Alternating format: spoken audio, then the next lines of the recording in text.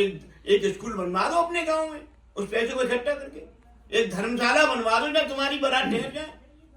कुछ नहीं है, कुशवा मैरिज होम बनवा दो, तुम्हारी आय की इनकम हो जाएगी, और जो ठहरेंगी बारातें किसी भी समाज की, वो कुशवा मैरिज होम का नाम सुन करके अपना नाम बढ़ेगा।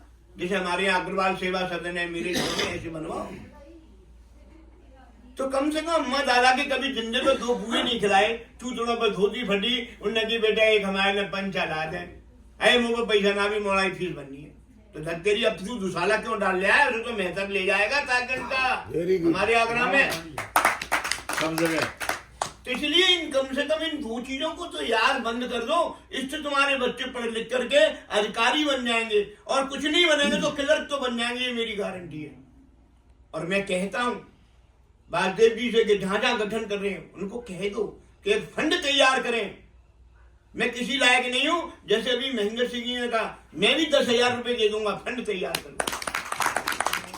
अगर आप 100 लोगों ने भी अपने अपने क्षेत्र में इकट्ठे कर दिए तो 10 लाख हो जाएंगे। 10 लाख की ब्याज से 5 बच्चे चुन लो गरीब, जो प्रतिभाशाली हैं, जो कुछ बनने के लायक हैं, उनको पढ़ाओ।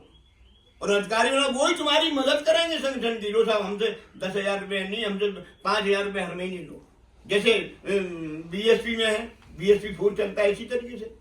दूसरा मैं अपने समाजों की कहता हूं, मेरे हरिचंदो बोले वालों, मेहनतियों, तुम्हें मालूम है जंगल में सबसे पहले सीधे पेड़ काटे जाते हैं।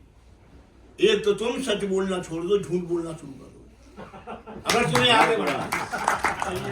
अरे ससुरा किसी पार्टी का आवे 60,000 का, वो 60 लाख रुपया दे, अरे सैया तो ये सब वोट देंगे।